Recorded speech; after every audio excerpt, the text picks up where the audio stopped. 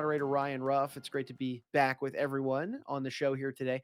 And as always, we're going to be diving into another wealth management discussion on the show today. Today, we have a special guest in Mr. Joseph Zakora from Aptus Capital Advisors that's going to be joining us because today's episode is really going to be encapsulating a third quarter as well as kind of a year-to-date recap, a market update, if you will, on some of the trends, some of the topics that we've been monitoring over time here. And we want to dive into some of the key items of consideration that Homer, Joseph and their team are constantly dealing with and having discussions with clients regularly about. So with that, let's go ahead and welcome Joseph on to get into it. Joseph, good to see you today. How are you doing? I'm doing great. It's a pleasure to be on again. Thanks, Ryan. Yeah, of course. Of course. Hey, look, we've got a lot that we want to cover because we've seen a lot happening throughout the market and obviously the way everybody's been responding to some of these ebbs and flows. Let's start kind of from a high level here, Joseph. Tell me what you guys have been seeing kind of not only here in the third quarter, but of course a year to date. Give us that recap. What are some of the big trends that you and your team have been noticing? Sure. Yeah. So if we look as of the end of September, through the third quarter of this year to date, the S&P 500 is up roughly 13%. But what's interesting is that the S&P 500 is a market cap weighted index, meaning the largest stocks in the index are weighted the most highly. So an Apple, for example, which is the largest company in the index, it's going to pull more weight in the index than the other 499 companies because they're smaller. So it's weighted according to size. Well, the market weighted cap weighted index is up 13%, but there are measures which measure the S&P 500 as evenly across all 500 companies, and that index is up about 1.7% year to date. So typically these two indices move in close to lockstep. As you can imagine, since it's the same companies, just weighted differently, they do a lot of the same thing. And this year we haven't seen that. And a lot of that has been the move, and we've talked about this on the show in the past, about what's happening in kind of the mega cap tech world.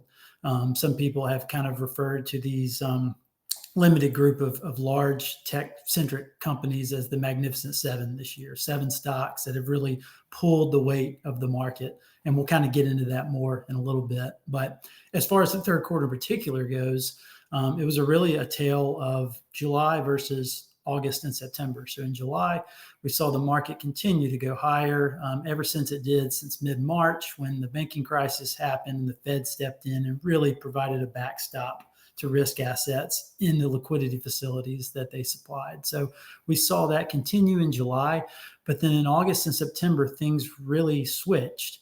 And if you kind of look at what caused that, it was less any sort of bad economic data or bad earnings that came out of the second quarter and more an adjustment higher in interest rates that continue to grind higher in August and September. And not just the nominal interest rate we see, so not just, for example, the 10-year yield, but interest rates as adjusted for inflation, which is the real discount rate that the market's looking at when they're thinking about future cash flows and how to discount that back to present.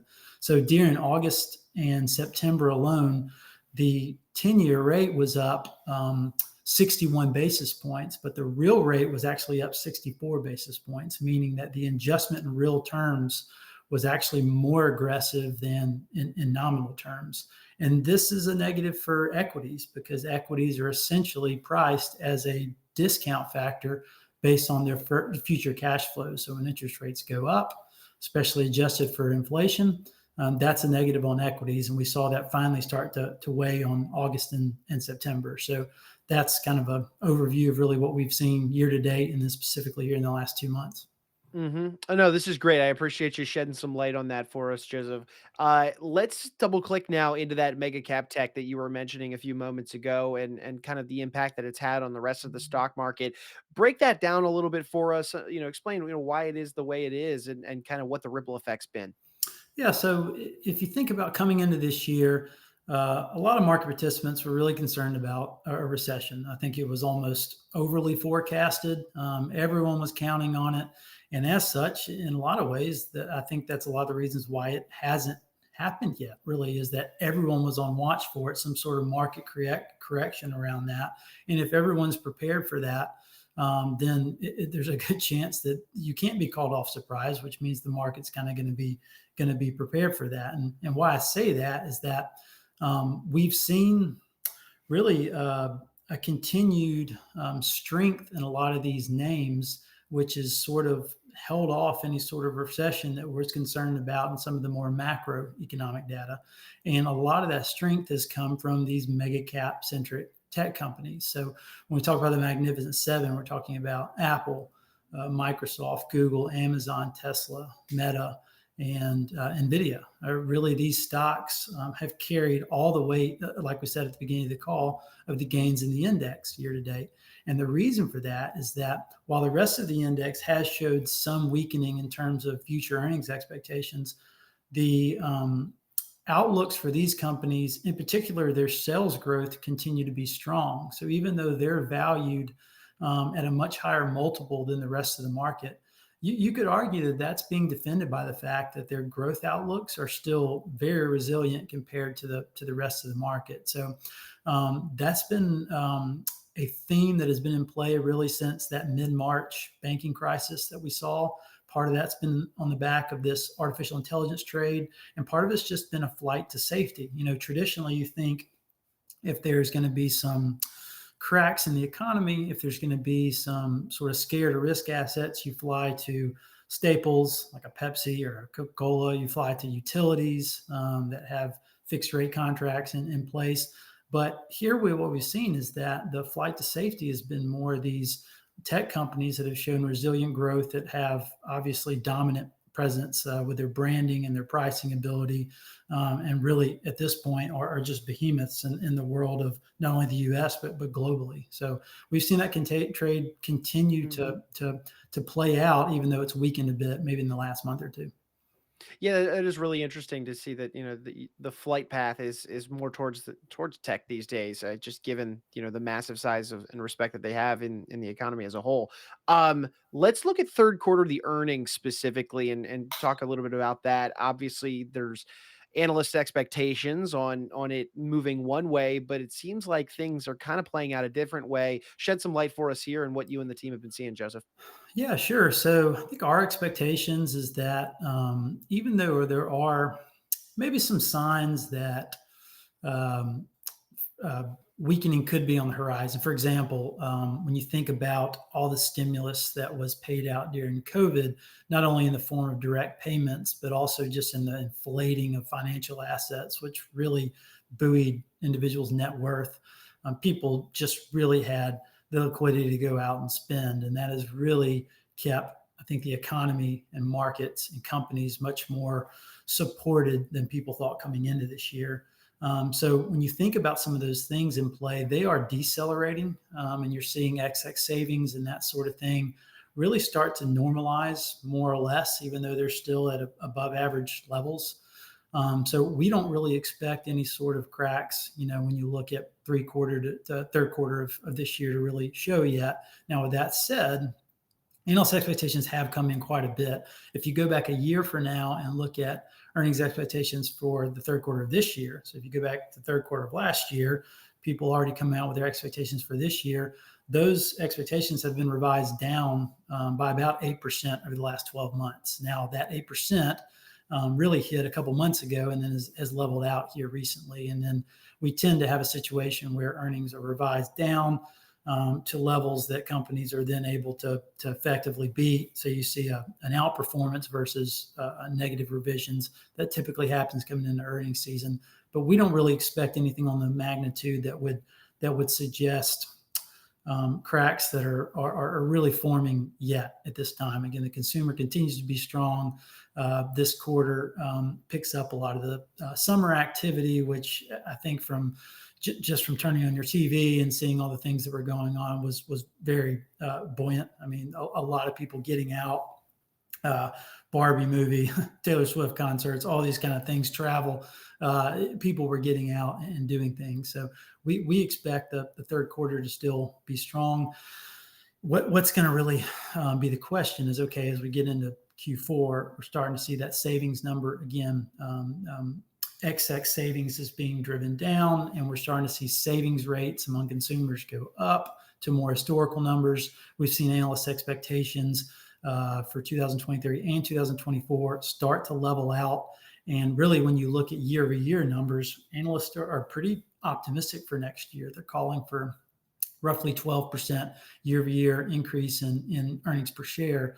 That's really where things are going to come to task, because the market's trading at a pretty high multiple. I think we'll get into that later in the call. And if we don't start to meet some of those expectations, then it could get a little tricky. So I think third quarter is the last quarter really where things should still be pretty fine, and the expectation is set pretty low as you get into the next quarter and certainly to Mhm. 2024. There's an expectation that if things don't pick up, then that could be an issue.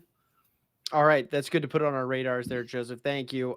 Hey, as we're kind of bringing our conversation to a head, any final kind of remarks in conclusion? Anything you want to leave our audience with to consider, as we look ahead to Q4, maybe beyond even, just anything you want to leave the audience with? Yeah, sure. I think started to touch on it a minute ago, but I guess I'll finish that thought. Is just valuations. Valuations in the market, it's historically been shown are not at all a good predictor of near-term future outcomes. In other words, how a stock richly or cheaply is valued really has almost no bearing on where the direction of that stock's going to go in the ensuing days or weeks or even months. But over longer periods of time, it does have some predictability. And right now, even though valuations have pared back a little bit in the last month or so, they're still up in a big way year to date. In fact, the change in the market that we've seen year to date in market price has been completely on the back of not positive earnings revisions, but rather on increases in valuation. So we're not at levels that are at all unprecedented, but we are at levels that are pretty high. And one context of that is to look at where earnings yields are. So the inverse of the PE ratio. So the earnings over price, earnings yield relative to real rates that we touched on at the beginning of the call. So if you look at that ratio right now, earnings yields for the S&P using forward estimates are about 5.5%. And the real inflation adjusted interest rate is at about 2.5%. So you see a gap there that's narrowing. Whereas if you look 10 years ago, that earnings yield was closer to 7% and real interest rates were closer to zero. So a 7-point gap as opposed to more like a 3% gap. And all that's just showing us on a relative basis is that there's just less margin for error. That's kind of what can be taken from that. It's not an indication of what's going to happen today or tomorrow, but it just shows that if things don't over the coming 12 months come in as analysts hope, if the earnings don't continue to improve, then I think we have less cushion in there for mistake, which so far this year we haven't seen. We've been very, I think, pleased with how things have come in, and that's continued to drive not only equities higher but also interest rates higher. So that's something we're looking at, and I think in the portfolios that we manage, we are protected through the use of differentiated strategies, many of which include option-based strategies that we manage within the portfolio that provides explicit negative correlation to equity returns to help protect us if we're caught off guard, essentially. Traditionally, people have owned bonds as a means to which to provide defense. But you look at a year like this year, you look at a year like last year, you look at a day like today, today's October 3rd, interest rates are up and equities are down. And traditionally, over the last 20 years, we've seen the inverse of that. Well, with a higher interest rate regime, what we're seeing right now looks a lot like the 70s, 80s, and 90s, where bond stock correlations were not like they were in the last 20 years, which means they do not provide the same protection. Bonds don't against equities, as we've seen and grown accustomed to here. So that's what we're doing differently in our portfolios to not only to account for the current environment, but also to account for the fact that while we want to be in equities because they are the driver of the portfolio return, we're cognizant of the facts that things are a little dicey, maybe a little less margin for error, and we want to make sure we're protected. So that's what we're doing to do that. Of course, and I know you're having these kind of conversations ongoing with your clients at Aptus, and of course with Homer and his team. Look, Joseph, really appreciate you carving some time out of your busy schedule to dive on here into the third quarter. What we can expect. What we've seen year to date, and then of course what we can expect moving forward. A lot of good value and considerations on the table. Appreciate you and your time, and looking forward to having you back on here to dive into this stuff again. Yeah, my pleasure. Missed Homer today, but I think we got Yeah. it done. Yeah. Absolutely, absolutely. And of course, folks, as always, we want to thank you guys for spending some time with us. And if you enjoyed today's conversation, you took something away, or maybe anything that was said from Joseph and his team at Aptus Capital Advisors piqued your interest, and you'd want to open up a dialogue with Homer and the team, well, feel free to reach out to them via the link at the bottom of the screen, the email address there. So that way you can get your questions answered with regard to anything that you heard on today's show. But we want to say thank you again for spending some time with us on the podcast today. As always, make sure you hit that subscribe button so that way you don't miss out on future conversations just like these, where Homer, myself, maybe even Joseph dive into these different wealth management topics so that you and yours can come out better for it on the other side. Before Joseph, I'm Ryan. We're going to go ahead and say so long today, but we appreciate you stopping by and being with us on Advance